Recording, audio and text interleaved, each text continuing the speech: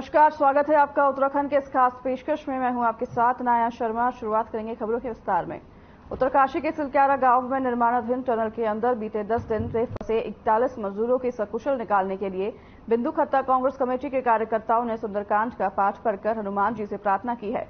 बताते चले कि बिंदु खत्ता कांग्रेस कमेटी के अध्यक्ष पुष्कर सिंह दानू के नेतृत्व में आज दर्जनों कार्यकर्ताओं ने उत्तरकाशी के सिलक्यारा गांव में निर्माणाधीन टनल में बीते 10 दिन से फंसे 41 मजदूरों के सकुशल बाहर वापस निकाले जाने को लेकर लाल कुआं के अवंतिका देवी मंदिर में सुंदरकांड के पाठ का आयोजन किया, जिसमें कार्यकर्ताओं ने सभी मजदूरों के लिए श्री हनुमान जी से प्रार्थना भी की। इस दौरान कांग्रेस कार्यकर्ताओं ने प्रदेश सरकार पर लापरवाही बरतने का आरोप लगाते हुए कहा कि सरकार ने मजदूरों के लिए कोई भी सुरक्षा के इंतजाम नहीं किए थे, जिसके चलते बड़ी दुर्घटना हुई है। उन्होंने आगे कहा कि भाजपा सरकार सिर्फ पैसे कमाने में लगी हुई है, उसे मजदूरों की सुरक्षा से कोई लेना देना नहीं है। उन्होंने आगे कहा कि इस घटना ने प्रदेश सरकार की पोल खोलकर रख दी है और उन्होंने सरकार से इस मामले की सीबीआई जांच की मांग भी की है।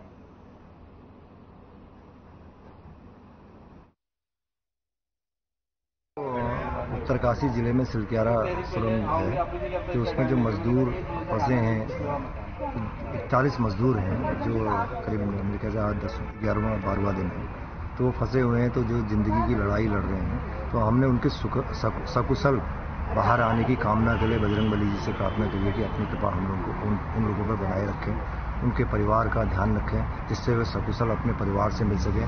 क्योंकि कोई परिवार उनका बड़ी आस से, उम्मीद से उनकी प्रतीक्षा कर रहा है। तो ऐसे में हम लोग चाहते हैं कि वो लोग सकुशल वापस आ जाएं। सरकार ने, क्योंकि सुरक्षा के इंतजामों में भी कमी है और उसमें जो सुरक्षा कार्य हो रहे हैं, जो उनको निकालने के प्रयास हो रहे हैं, उनमें भी उतनी तत्परता नहीं दिखाई देती है। नहीं तो अभी तक मतलब ये हमारी तकनीकी कमियां ही कही जाएंगे कि आज 11-12 दिन से जो है कि वो श्रमिक वहाँ जिंदगी की जंग लड़ रहे हैं। आज हमने बालाजी के चरणों में आके पाठ किया कि जो 41 मजदूर वहाँ पर फंसे हैं वो सकुशल जल्द से जल्द घर वापसी कर सके और इस सरकार की भी जो ये इस टाइप की सरकार है, इसकी आंखें खुल सके कि टाइम से उनको निकालने के लिए कुछ कार्रवाई करे। इसी में प्रार्थना बाबा के चरणों में, यहाँ पर बालाजी के चरणों में हमने एक अरदास टाइप की रखी है। हम लोग ने जो है इसी की मांग रखी हुई है कि वहाँ टनल से जल्दी मजदूरों को बाहर निकाला जाए ताकि उनकी सुरक्षा करी जाए। जैसे कि कल से एक की मां ने अन्न पानी सब छोड़ दिया है, तो ये बहुत एक सोचनीय विषय है और वैसे भी सोचनीय विषय है। जबकि भूगर्भ शास्त्री जो अल्मोड़े के हैं, हिंदी के प्रोफेसर, उन्होंने बार बार बताया है कि ये सब जो है पहाड़ खोखले हैं, उसके बावजूद वहाँ पर टनल से टनल बनी जा रही है। अभी पहले भी 2-3 महीने पहले ये सब कुछ हादसा हुआ और दोबारा से यह हादसा हो गया, तो सरकार कहाँ सोई रह रही है।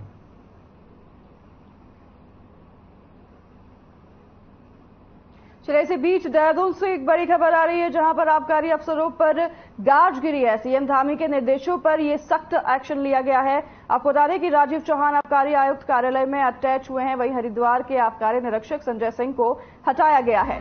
अवैध शराब मामले में अफसरों पर ये गाज गिरी है। आपको बता दें कि जांच में अनियमितता करने पर यह मामले में एक्शन लिया गया है। वहीं हरिद्वार के आबकारी अधिकारी को कारण बताओ नोटिस भी भेजा गया है। 19 नवंबर को बरामद हुई थी 52 पेटी शराब, जिस पर यह एक्शन लिया गया है। देहरादून से इस वक्त की बड़ी खबर आपको बता रहे हैं। जांच में अनियमितता बरतने की वजह से यह एक्शन लिया गया है, जहां पर आबकारी निरीक्षक संजय सिंह को अब हटा दिया गया है और उनके जगह पर अब आबकारी अफसरों पर यह गाज गिरी है, जहां पर आपको बता दें कि जांच में अनियमितता बरतने की वजह से यह एक्शन लिया गया था। 19 नवंबर को 52 पेटी शराब बरामद की गई थी, जिसके बाद अब संजय सिंह को हटा दिया गया है।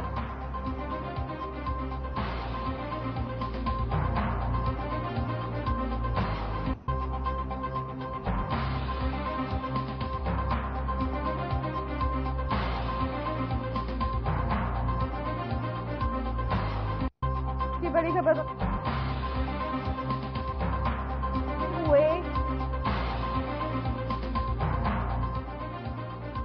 आबकारी अधिकारी को हटा दिया गया है और उनको नोटिस बताओ भी भेजा, कारण बताओ नोटिस भी भेजा गया है। आपको बता दें कि 19 नवंबर को 52 पेटी शराब की जो है बरामद की गई थी, जिसके बाद अधिकारी को अब उनके पद से हटा दिया गया है। संजय सिंह को उनके पद से अब हटा दिया गया है। अवैध शराब मामले में अफसरों पर कड़ी एक्शन ली गई है, जिसमें संजय सिंह को उनके पद से हटा दिया गया है।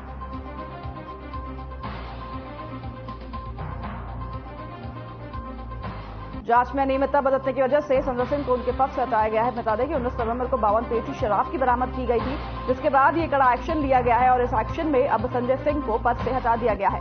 आबकारी विभाग की ये बड़ी कार्रवाई, जिसमें आबकारी विभाग में संजय सिंह को जो है अब उनके पद से हटा दिया गया है। 52 पेटी शराब बरामद की गई थी 19 नवंबर को, जिसके ऊपर अब ये एक्शन लिया गया है, जिसमें संजय सिंह जो है उनको अब उनके पद से हटा दिया गया है। आगे बढ़ेंगे खबरों में। तहसील मुख्यालय पौड़ी में तहसील दिवस के आयोजन में अभी तक कुल 9 फरियादियों द्वारा अपनी शिकायत दर्ज करवाई गई है। अधिकारियों ने समस्याओं के समाधान का भरोसा दिलाया है। ग्राम प्रधान बेड़गांव प्रमोद रावत ने तहसील दिवस के आयोजन को ग्रामीण क्षेत्रों में बेहतर स्तर पर प्रचार प्रसार की आवश्यकता है, लेकिन तहसील प्रशासन इस दिशा में कदम नहीं उठाता है, जिससे दिवस पर फरियादी नहीं पहुंच पाते हैं। साथ ही समय पर समस्याओं का समाधान भी नहीं हो पाता है, जिससे लोगों में तहसील दिवस को लेकर बेरुखी रहती है और इस मौके पर बाहरी व्यक्तियों के सत्यापन करने के साथ नहर निर्माण, घेरबाड़, सड़क सुधारीकरण और मकान क्षतिग्रस्त होने के संबंध में आदि से संबंधित फरियादी तहसील दिवस पर मौजूद हुए।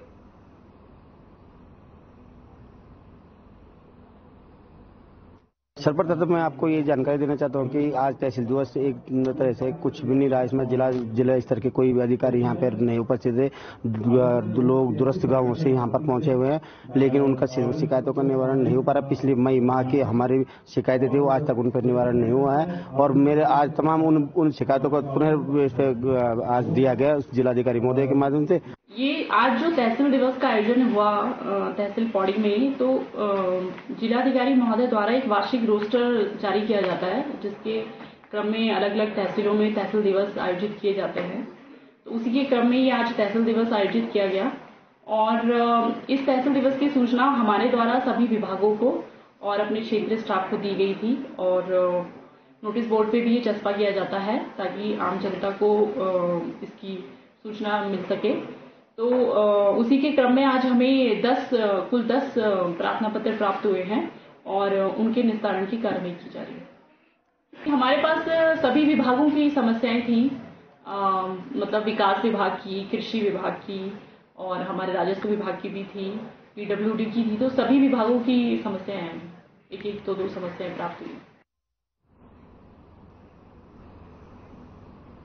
रुड़की के रामपुर चुंगी से मछली बाजार तक खस्ता हाल पड़े रोड पर आखिरकार आज से निर्माण शुरू हो ही गया है, जिसका श्रेय स्थानीय लोगों ने क्षेत्रीय विधायक प्रदीप बात्रा को देते हुए कहा कि काफी समय से इस रोड के टूटे होने की वजह से भारी परेशानियों का सामना करना पड़ता था। कई बार बारिश के मौसम से पानी भरने के कारण लोग रोड में हुए गड्ढों के कारण चोटिल भी हो चुके थे, पर आज विधायक की आर्थिक प्रयासों के बाद लोक निर्माण विभाग द्वारा इस रोड का निर्माण शुरू हो चुका है।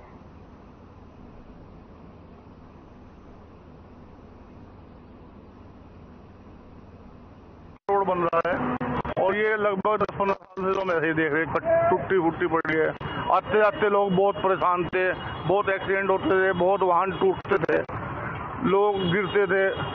और ये 10-15 साल बाद अब विधायक जी के प्रयासों से पीडब्ल्यूडी द्वारा बनाई जा रही है। लोगों को बहुत राहत मिलेगी, सुकून मिलेगा। जाने आने वाले औरतों को यहाँ पे पीट बाजार भरता है, सब्जी मंडी के पास में दिन में हजारों लाखों वाहन गुजरते हैं, यहाँ पे कई हजार वाहन गुजरते हैं। रामपुर चुंगी से मेन बाजार की तरफ जाता है, मछली मार्केट होते हुए मेन बाजार जाता है। और आज ये सड़क जो बनने से लोगों को इतनी राहत मिली है धूल मिट्टी से कि बहुत ज्यादा सुकून मिला है लोगों को। कब से दिक्कतें आ रही थी? ये तो 3-4 सालों से तो बहुत बड़ी दिक्कत हो रही थी। यहाँ पर पानी भर जाता था, बहुत बुरा हाल था, सब गिरते थे यहाँ पर। ई रिक्शा वाले, मंडी से आने जाने वाले, मेन रास्ता मंडी का यही है, सब लोग बाग गिरते थे यहाँ पर। कौन बनवा रहा है? अब ये विधायक जी के प्रयासों से सड़क बनवाई जा रही है। हम विधायक जी का बहुत दिल से आभार करते हैं, धन्यवाद करते हैं और शहर के हर जगह का विकास होना चाहिए। हम तो ये चाहते हैं, विधायक जी से हमारी गुजारिश है। निजी प्राइवेट वाहनों के द्वारा बुकिंग और सवारी ढोने का मामला सामने आया है, जिसको लेकर महापूर्णागिरी एसोसिएशन के टैक्सी स्वामी और उप संभागीय परिवहन अधिकारी के कार्यालय पहुंचे, जहां आक्रोशित टैक्सी स्वामियों ने उप संभागीय परिवहन अधिकारी सुरेंद्र कुमार को कार्यवाही हेतु ज्ञापन सौंपा है और उक्त संबंध में बताया कि टनकपुर में कुछ प्राइवेट निजी वाहन टैक्सी रूप में संचालित हो रही है, जिनके द्वारा कम दरों पर टूरिस्ट और स्थानीय लोगों को बुकिंग हेतु वाहन उपलब्ध कराए जा रहे हैं, जिसके चलते परिवहन विभाग के राजस्व पर सेंध लगाए जाने का काम किया जा रहा है। इसी के साथ जो टैक्सी स्वामी बैंक किश्तों में अपने टैक्सी वाहन लाकर संचालित कर रहे हैं, उनके व्यापार पर गहरा प्रभाव पड़ रहा है, जिस कारण उन्हें बैंक किस्त जमा करने और आर्थिक समस्याओं का सामना भी करना पड़ता है। निजी प्राइवेट वाहन स्वामियों ने द्वारा बुकिंग और सवारी ढोने के साथ टैक्सी स्वामियों को भी सेंध लगाने का काम किया जा रहा है।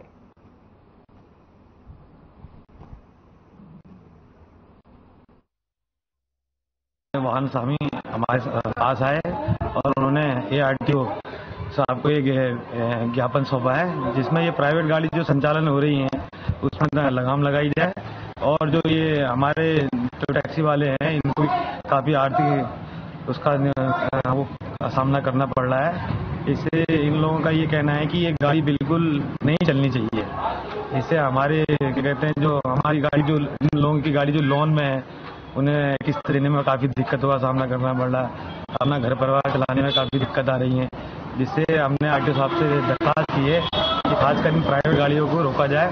ये गाड़ियां हमें काफी नुकसान देती है।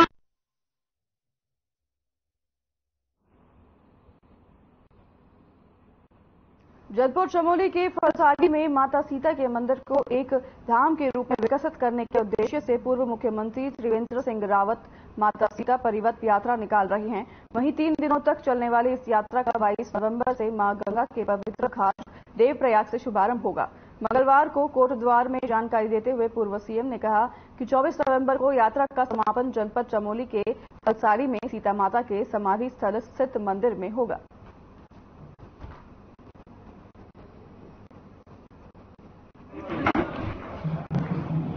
यात्रा के पीछे का जो मकसद है, हमारे पास एक ऐसा पौराणिक महत्व का स्थान है और उस पर लोगों का ध्यान जाए और भविष्य का एक धार्मिक गंतव्य के रूप में, जैसे हमारे अनेक धाम हैं, ऐसे माता सीता का भी जो ये धाम है वो एक बड़े विकसित रूप में सामने आए और जिस तरह से भगवान राम का मंदिर, रामलला का मंदिर अयोध्या में बन रहा है, इसी तरह से भविष्य में फलसाड़ी गांव में भी माता सीता का मंदिर बने।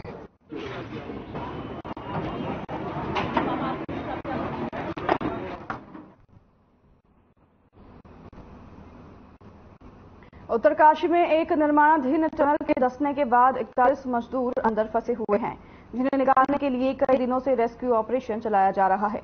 वहीं मामले में अब सियासत भी गरमाने लगी है।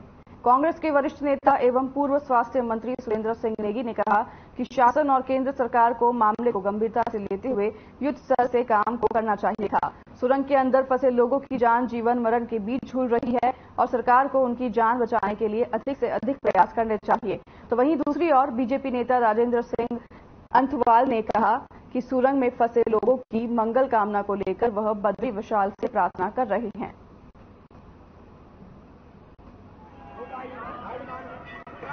देखिए, ये शासन और केंद्र सरकार का मसला है और इसको मैं समझता हूं कि फौरी तौर पर देखा जाना चाहिए था, क्योंकि जिंदगी वर्तमान सरकार चाहे केंद्र की हो या राज्य सरकारों की हो, इंसान की जिंदगी उनके लिए बहुत ज्यादा मायने नहीं रखती है। इसको युद्ध स्तर पर इस काम को किया जाना चाहिए था और उन लोगों को जो 40 लोग अपने जीवन और मरण के बीच में झूल रहे हैं, उनके जीवन को बचाने की जिम्मेदारी राज्य सरकार और केंद्र सरकार की होनी चाहिए।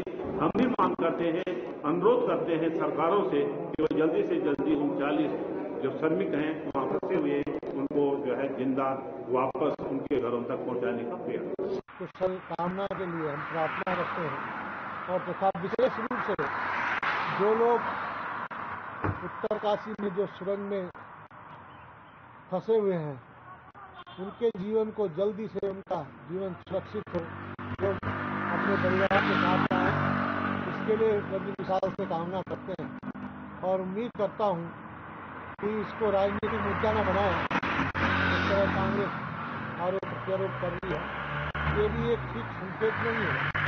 इस समय तो उनकी जान था, कैसे बचे इस पर हमको ध्यान करना पड़ेगा और उसका प्रयास जारी है। भगवान बड़ी विशाल हमको इसमें सफलता जरूर देंगे। खबर देहरादून से है, जहां हाल ही में हुई छठ पूजा के दौरान जमकर हंगामा हुआ। इस दौरान एक युवक ने कुछ युवकों को पटाखे थोड़ा दूर फोड़ने की कहा कि तभी पटाखे फोड़ रहे युवकों ने रंजश युवक की पिटाई करनी शुरू कर दी, जिससे पीड़ित युवक के शरीर पर कई गंभीर चोटें आई हैं। जिसके बाद पीड़ित राहुल साहनी को दून अस्पताल में सीरियस हालत में एडमिट करवाया गया है। राहुल फिलहाल डॉक्टर की निगरानी में है और दून अस्पताल में स्वास्थ्य लाभ ले रहा है। फिलहाल पुलिस ने इस पूरे मामले पर मुकदमा दर्ज कर लिया है, लेकिन पीड़ित के मुताबिक पुलिस ने शिकायत पत्र पर गिरफ्तार किए आरोपियों को छोड़ दिया है। पीड़ित पक्ष के मुताबिक पुलिस फैसले का दबाव बना रही है, जबकि पीड़ित पक्ष आरोपियों को सजा दिलवाना चाहता है। वहीं फिलहाल पूरे मामले में पुलिस इतना ही बता पा रही है कि मुकदमा दर्ज कर लिया गया है और आगे की कार्रवाई में पुलिस जुट गई है।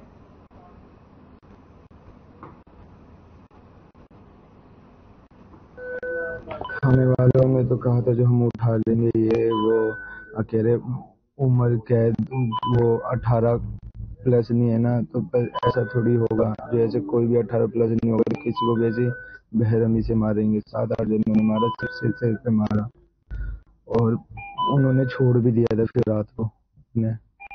इसमें राहुल नवाबिद के द्वारा खोबरा चौकी क्षेत्र में एक तहरीर दी गई। तहरीर में उसके द्वारा कहा गया कि छठ पूजा के अवसर पर कुछ लोग लड़के पटाखे जला रहे थे, तो उस दौरान उनको पटाखा जलाने से रोका गया, तो उन 6 लोगों के द्वारा उसका मारपीट की गई। तो राहुल की इस तहरीर के आधार पर संगत धारा में मुकदमा कायम किया जा चुका है। जी क्या है, जो हम लोग ना सब छठ पूजा में ना देखभाल के लिए सब में थे हम लोग ने। हमने कहा भाई यहाँ लेडीज बच्चे कुछ पटाखे मत फोड़ना, जिसे फोड़ना हट के फोड़ना। तो उन्होंने कहा कि जिन्हें रोकना है रोक के दिखा दो। हम लोगों ने कहा भाई थोड़ा पीछे वो हो जा। उन्होंने मैं नहीं फोड़ूंगा। हमारे लड़के ने भाई चले जाओ, कहा चले जाओ। उन्होंने कहा तुझे रोकना है तो रोक के दिखा, नहीं फोड़ूंगा। लड़के ने कहा भाई तू थोड़ा सा उधर चले जा, कोई बात नहीं हुआ। उसके बाद हमारे सारा त्योहार निपटा लिए, हम लोग आ गए घर पे। हमारा लड़के ने गोदाम पे गाड़ी खड़ी करके घर था, ये अकेला था और वही 6-7 लड़कों ने वही घेर के से पंच से, कड़े से, भूसे से, लात से ससर पे सब बार करा। पिछले दिनों छठ पूजा के दौरान राहुल नामक युवक पर जो है साजिशन हमला होता है। इस समय हम मौजूद हैं खुड़बुड़ा चौकी के बाहर, और खुड़बुड़ा चौकी में जब हम उस मामले की तह तक पहुंचते हैं तो यहाँ पर जो है चौकी प्रभारी हमको बताते हैं कि यहाँ पर मामला जरूर दर्ज हुआ है, लेकिन इसके लिए हमें कोतवाली जाना होगा। कोतवाली क्यों जाना होगा, यह बड़ा सवाल है। हालांकि इसमें कुछ न कुछ दाल में काला जरूर नजर आता है। जो राहुल है वो इस समय दून अस्पताल में एडमिट है। उसके जो परिजन है वो वहां पर उसके साथ है, काफी सीरियस हालत में है। और उसके परिजनों का आरोप भी है कि पुलिस की मिली भगत इस केस में जरूर है। वो उनकी पुलिस की कार्यशैली पर जो है सवाल खड़े कर रहे हैं उसके परिजन। और इस समय हम मौजूद हैं खुड़बुड़ा चौकी में, क्योंकि कुछ दिन पहले हमने जब खुड़बुड़ा चौकी इंचार्ज से बात की तो उन्होंने बताया कि हम मीडिया को बाइट नहीं दे सकते। उन्होंने साफ तौर पर मना कर दिया और उन्होंने कहा कि इसके लिए कोतवाली जाना होगा। आखिर कोतवाली क्यों जाना होगा, यह बड़ा सवाल है। इससे कहीं ना कहीं जो है पुलिस की कार्यप्रणाली पर भी सवाल खड़े होते हैं, और ऐसे में देखना होगा कि इस केस में आखिर चल क्या रहा है। कैमरा पर्सन गौरवपंत के साथ अभिनव नायक, हर खबर देहरादून।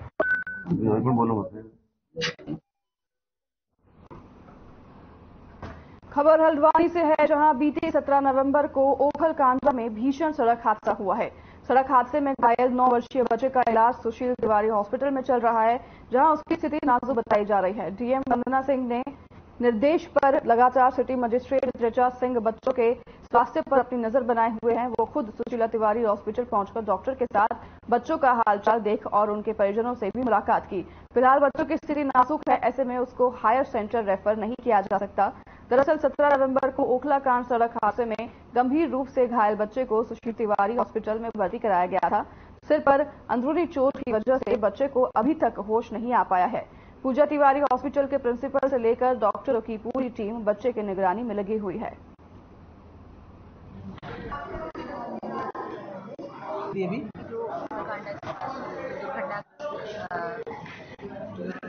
घटना हुई थी, जिसमें जो बच्चा घायल हुआ था उसके सिर में काफ़ी चोट लगी हुई है। ओटीपी से डॉक्टर की टीम पूरी तरीके से लगी हुई है उस बच्चे को बचाने के लिए।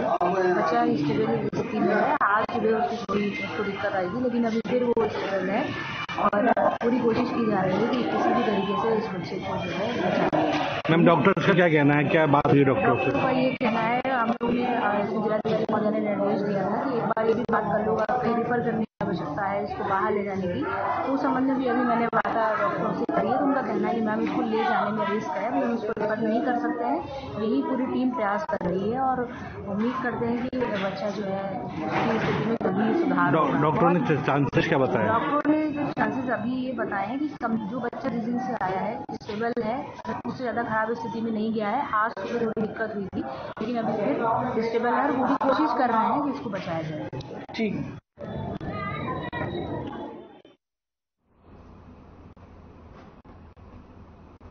मामला कोतवाली टनकपुर क्षेत्र का है, जहां एक 18 वर्षीय युवक ने पंचमुखी धर्मशाला में स्थित गौशाला में घुसकर निराश्रित गोवंश को बुरी तरह पीटा और एक घोड़े को भी चोटिल कर दिया।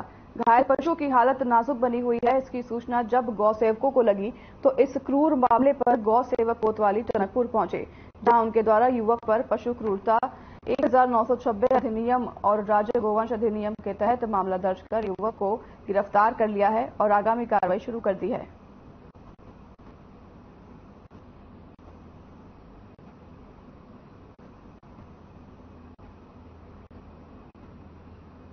सर एक्चुअली कल 20 नवंबर को हमेशा की तरह हम लोग गौशाला में खाना खिलाने के लिए जाते हैं।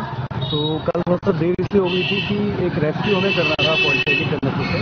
तो रात्रि में करीब 10:30 बजे हम लोग जब गौशाला में गए थे तो हम वहाँ देख रहे हैं कि हमारी 6-7 गौ माताओं को चोटिल किया गया है और एक घोड़े को भी चोटिल किया गया था और छोटे छोटे हमारे डॉगीज के बच्चे को भी चोटिल किया गया। तो ये बड़ा हमारे लिए एक प्रॉब्लमेटिक सीन हो गया था कि ये गौशाला में अंदर आके इस तरह की एक्टिविटी किसने कर दी। तो रात्रि को ही हमारे द्वारा जो है पुलिस को सूचना दी गई थी, तो पुलिस द्वारा चीता वाहन को भेजा गया था। तो रात से ही शनाख्त का कार्यक्रम चालू था। तो मॉर्निंग में कुछ जनप्रतिनिधि और टनकपुर के कुछ सामान्य लोगों को हम साथ लेके कोतवाली टनकपुर में आए थे। तो पुलिस अपना बेटर कार्य कर रही है। तो एक लड़के को अभी लेके आया गया है गौशाला में, गौशाला से इधर कोतवाली टनकपुर में। बाकी कार्रवाई वगैरह चल रही है। ये आज 20। तो फिलहाल इस बुलेटिन में हमारे साथ बस इतना ही। मनाया शर्मा, आप से लूंगी विदा। मुझे दीजिए इजाजत। नमस्कार।